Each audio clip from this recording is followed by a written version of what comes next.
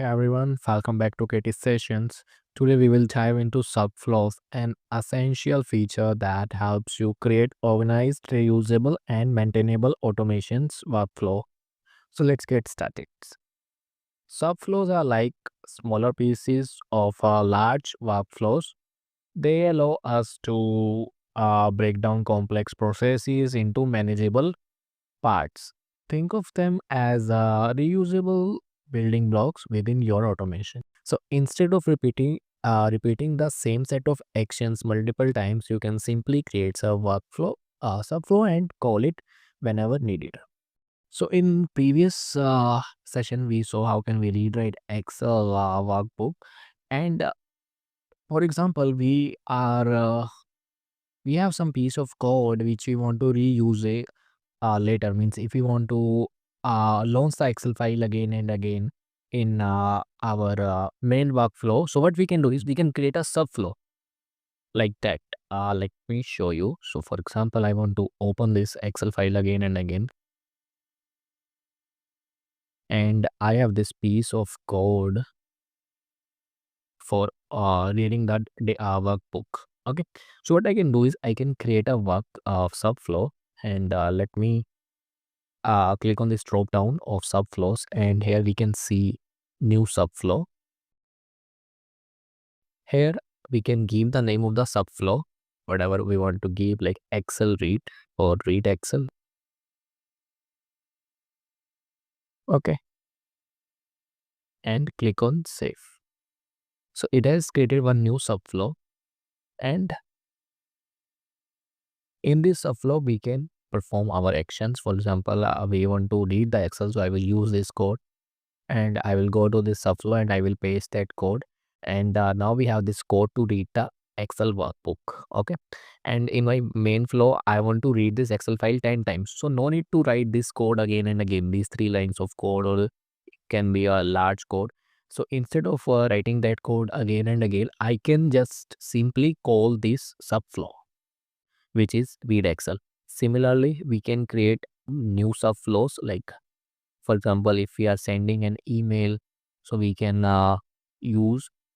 we can create one new subflow which is for send email. Now in our main workflow, we are sending the email multiple times, so we can just invoke this send email subflow. And in this send email subflow, we can add all the actions of the emails which we need. Like we need to configure the email connection, and then we are sending the email. So whatever we are doing, so we can perform all these actions in the send email, and then we can just simply call this send email action in our main subflow, in our main workflow. So how we can call this how we can call a subflow? For this we will search for run, and under flow control flow control group, we can see this run subflow. And when we use this action run subflow, here we need to give the name of the subflow. When we click on this drop down, we can select our subflow. And if you don't want to select the subflow, you can means, for example, if you want to dynamically call any subflow, so what we can do is you can save the name of your subflow in the variable name, and you can turn this option on input as expression, and here you can use that variable. Okay, so now you can dynamically call your subflows, because as per your requirements. Means for example, if you have used an if conditionals, and in this if condition, so you're checking some criteria. Means if the name is this, then call this subflow, otherwise call that subflow.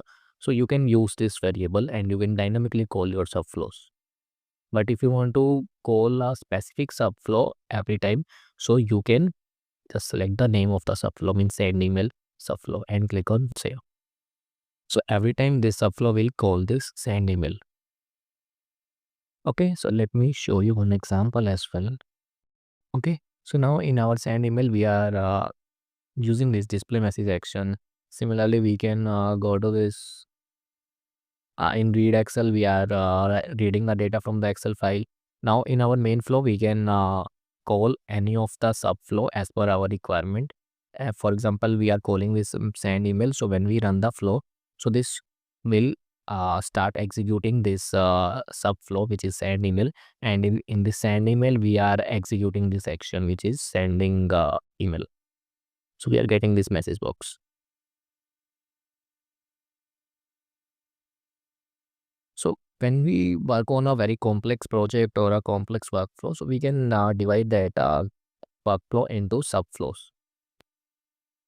Like we can create a subflow for writing the data to Excel. We can create a subflow for reading the data from the Excel, and for sending emails, for managing our exceptions, for initializing variables, for creating variables. We can create a subflow. For example, I am using 50 variables. I'm creating 50 variables. So what I can do is I can create a separate workflow, and in that I can manage all the workflows. In that I can manage all the variables. So if we are doing any data validation, for that also we can create a subflow. It depends upon our requirements or the use case on which we are working. And that's it. Subflows are a game changer for creating scalable and efficient workflows in Power Automate Desktop. Try incorporating them into your automations and see the difference. So don't forget to like, share, and subscribe for more Power Automate Desktop tutorial. Thank you guys for watching this video.